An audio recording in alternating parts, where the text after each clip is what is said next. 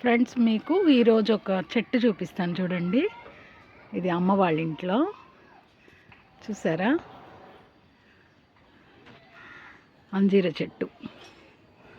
చాలా చిన్నది ఇది. మేము చిన్న మొక్క మా అమ్మ కోసం తెచ్చేసాం ఫ్రెండ్స్. ఇవన్నీ కాయలే చూడండి, ఇదంతా కాయలే, అంజీరపు కాయలు. ఇది చూడండి, కింద నుంచి చూడండి ఎన్ని కాయలు ఉన్నాయో. చూడు కింద, ఇవన్నీ కాయలేనండి.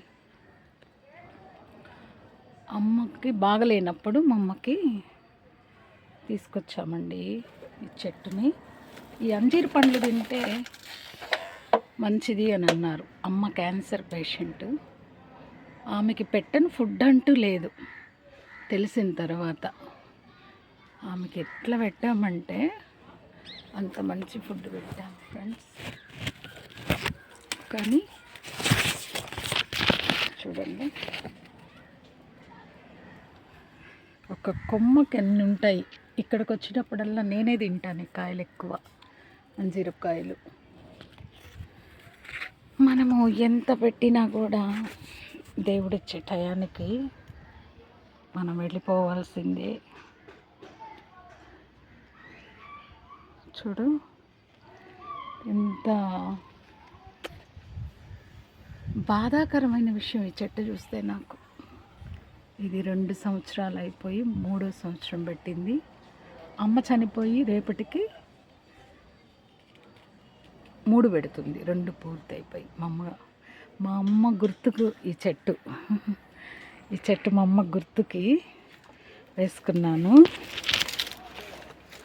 ఎన్ని కాయలు చూడు, అమ్మ చనిపోయి కూడా కొమ్మకి ఎన్ని కాయలు చూడండి. వచ్చినప్పుడల్లా ఇంకా పైకి ఉంది చూడండి. అసలు ఇంకా పైకి కనిపిస్తున్నాయా చూడండి, కొమ్మకి కాయలు. మా అమ్మ దగ్గర తిన్నట్టే ఉంటుంది నాకు ఈ చెట్టు కాయలు తింటూ ఉంటే. అమ్మ ఇస్తుంది అని మా అమ్మ జ్ఞాపకార్థం వచ్చినప్పుడల్లా చూసుకుంటూ ఉంటా. అందుకే బైబిల్లో ఒక మాట ఉంది, మరణము యెహోవా వశం. పుట్టుక మరణం అన్నీ ఆయన వశమై ఉన్నాయి. బ్రతుకుతుందని ఒక ఆశతో అన్నీ పెట్టామండి. అమ్మ చనిపోయారు. ఇది అమ్మ గుర్తు ఈ చెట్టు. నేనే ఎక్కువ తింటా ఈ పండ్లు. చూడండి, రేపు 3వ సంవత్సరం ఇంట్లో ప్రేయర్ పెట్టుకోవాలని వచ్చాము. బాగుంది చూడండి చెట్టు, చూడండి. పెట్టాలనుకుంటా, బాధ.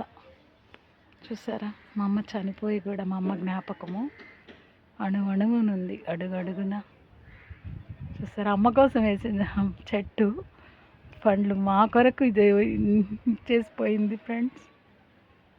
చాలా బాధగా ఉంది ఫ్రెండ్స్. చూసారా, చూడండి ఫ్రెండ్స్. Okay friends.